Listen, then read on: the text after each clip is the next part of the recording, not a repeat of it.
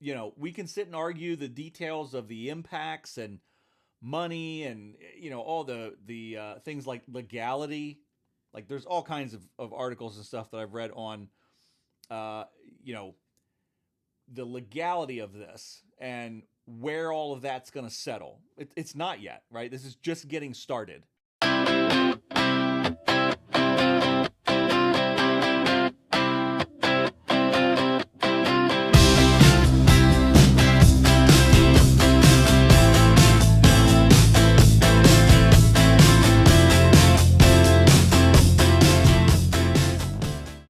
Hey guys, Pawdad here.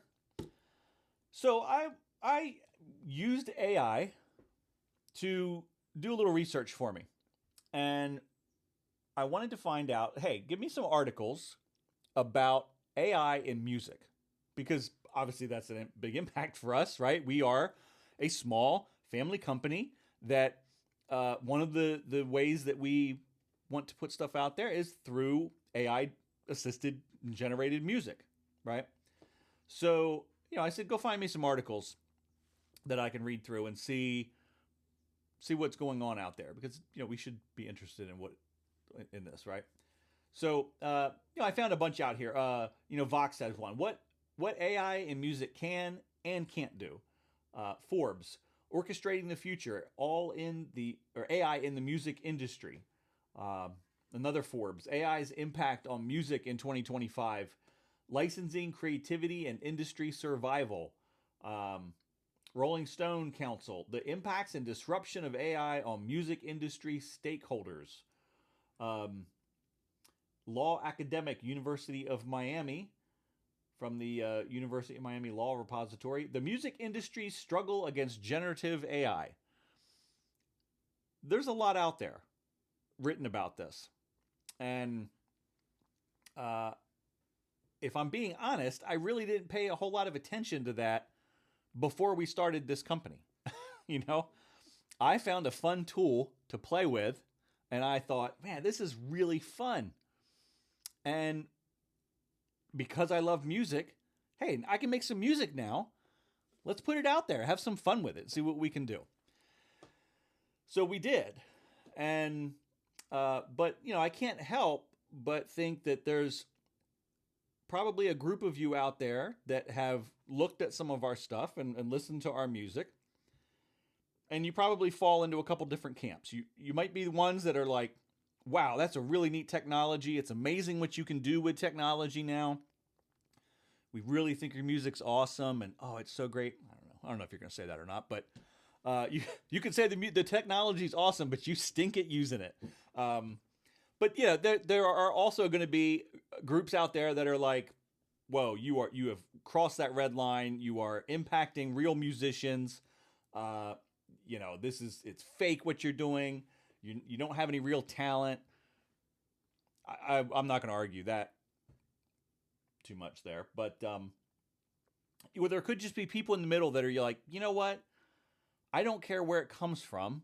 If I like a song, I like a song. Doesn't matter, right? I know I listen to artists that I vehemently disagree with their whole worldview, but I love their music, right? And on the opposite, I don't automatically love music because it's made by somebody with a worldview that I have. That's not how music works, right? It's got to touch you here, right? So, anyway, all these articles and stuff got me to thinking. This is, in my view, just another example of a technology that humans have created that has come along, and it's a bit of a disruptive technology, right? I think we would all agree that AI in general, not just from a music perspective, but AI, artificial intelligence in general, is a disruptive technology. No different than the original iPhone, or the printing press, or the television, or the radio. Like, these are all things that over time came in and disrupted things. But after that period of disruption, things kind of just settled out, right?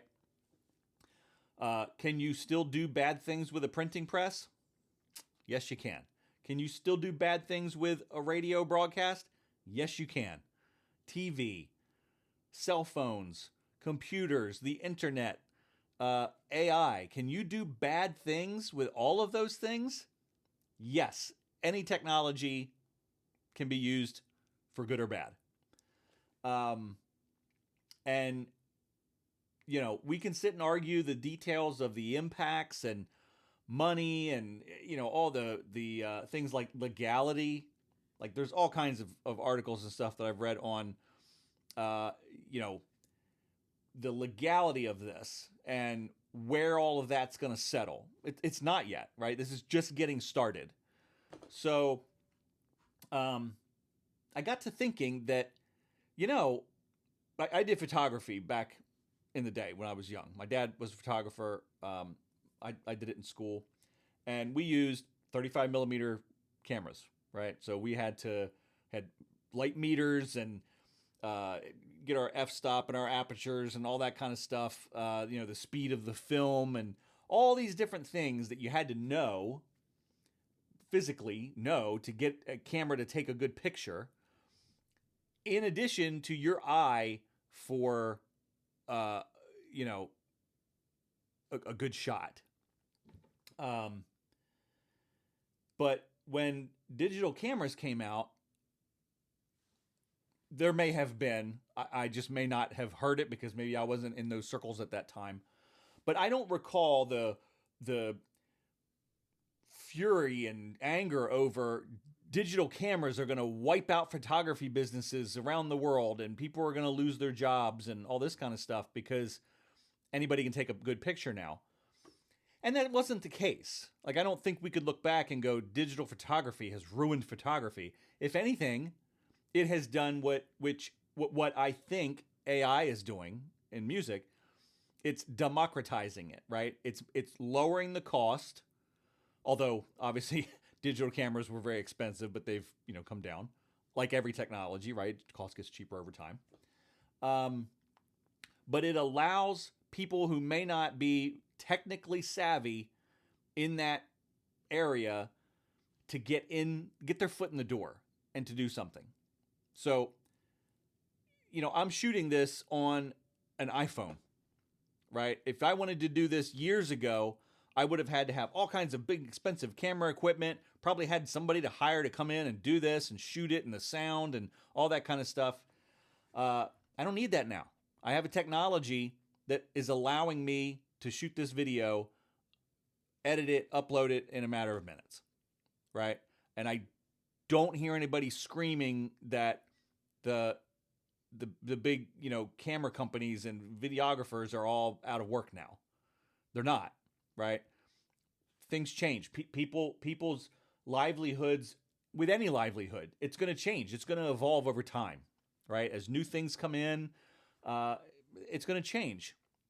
That's just part of being human, right? And part of our society. It's just change, always happening. You need to adapt and evolve. And humans are the most incredible creatures to do that on this planet.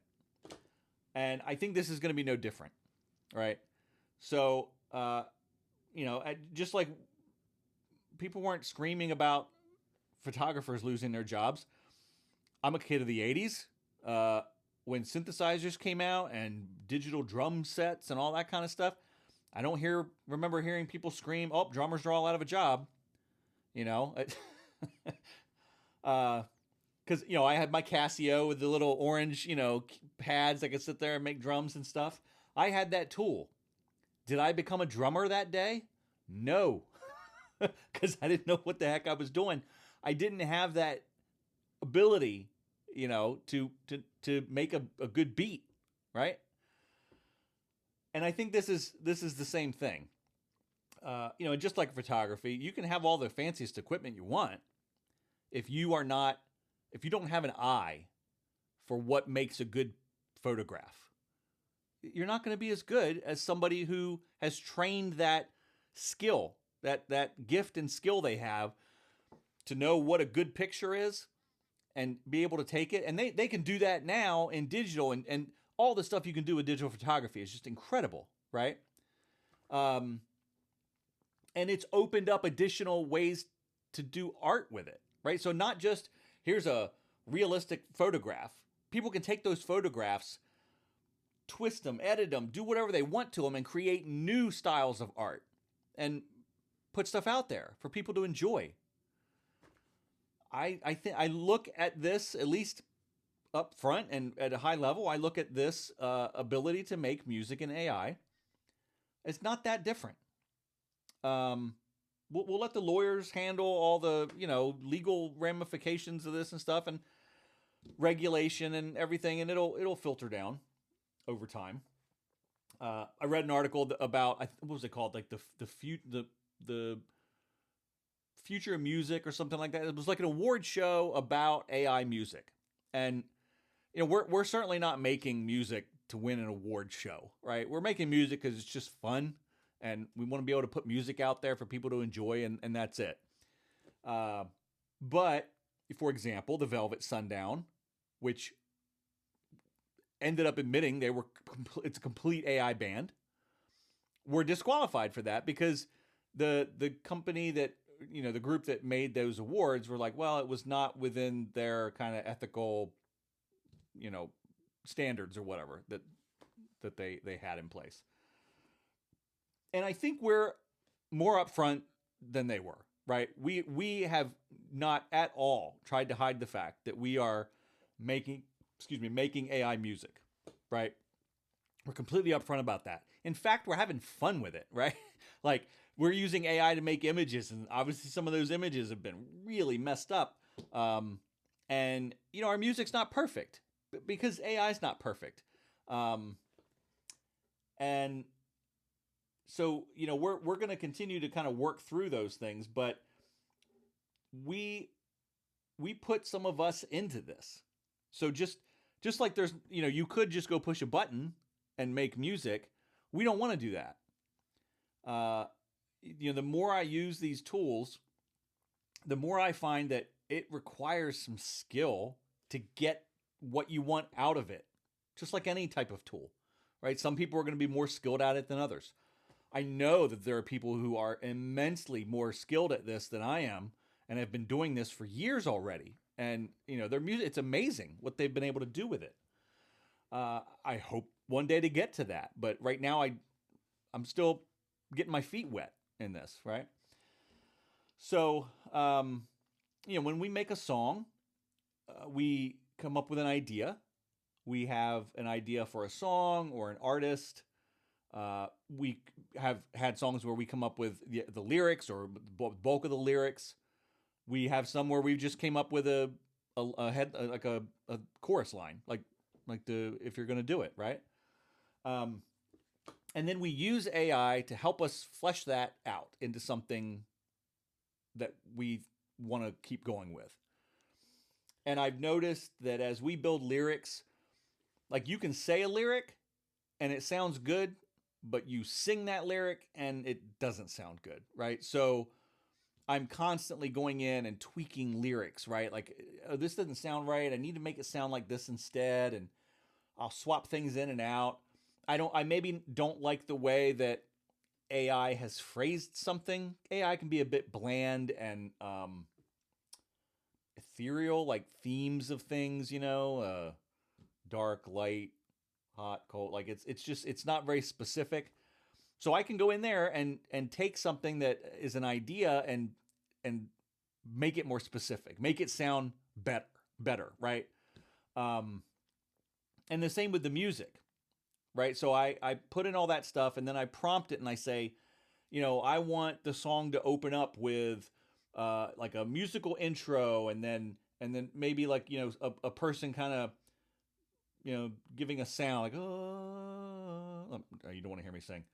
And then I want it to, cut into the lyrics and then have a big rise before the first chorus and then stop and then drop into the chorus and, go to a minor key. And like, we can prompt all of those things. And that's what we do.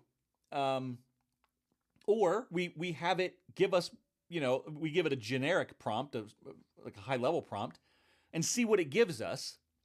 And then we can go in and tweak it. right? So it's both ways. It's we take what it gives us and we'll tweak it and we'll give it what we have and it'll tweak it and but it's a back and forth. And so when the question is asked, like, well, really, who did that? Is it AI or is it a person? Personally, I think knowing what we do here, there's a lot of us in this, right? We didn't just push a button. We worked on it. I mean, I can't tell you how many credits I burned through in a month throwing away songs that, yeah, it didn't work, right? Hundreds. I've thrown away hundreds and hundreds of songs that just don't work. And out of all of that, I can, after an evening of messing with songs and I've deleted 100 songs, I finally got one. And you know what? It's really close, but maybe the next day I'll come back and cover it with a little different voice or change some of the instrumentation. So it is a process. And I feel like that process is getting more involved the more I do this. So early on, maybe I wasn't as heavily involved in the details as I am now, because now I'm getting better at understanding the tool, and I'm gaining knowledge of how I can interact in the tool and make it work for me and do what I want it to do. And that's going to continue to grow as they continue to bring out new versions and the AI capabilities improve. So, yeah, I just got to thinking about this, and I'm pretty sure that some of you may have seen what we're doing, and you're like, I want nothing to do with that garbage. And then some of you are like, hey, wow, it's a old dude learning some new tricks. So either way, we're going to keep trying to do this as best we can. We're going to keep learning AI and all these tools, and we're going to have fun with it. I've mentioned in a previous video, we've got a big thing coming. It's big for us anyway, and we think you're going to like it. We hope you do. But let me know what you think, right? If you have a comment about anything I've talked about here today, or just the industry in general, what we're doing in general, you just want to say hi, let me know where you're from. I think that's cool too. Like people all over the world, chatting. Drop it in a comment there. Let us know. Follow us. We got lots of big things coming, like I said. And we like to grow this little company into something that we can be proud of and that we can hopefully one day pass on to, our kids and grandkids with some kind of legacy. I'm just exploring at this point, right? We're just exploring the things that AI can do for us. And, music was a first thing to do. We do want to get into books, and we want to publish, start with like kids books and stuff. Cause I got, for those that may not know, I've got 5 grandkids. I got 2 more on the way. Hence the Pawdad. That's if you haven't seen, that's my Pawdad. That's where Pawdad comes from. It's my grandparent name. But yeah, just looking forward to seeing your comments and happy to have that discussion with you. We try to answer any comments we get as best we can. And yeah, let me know what you think.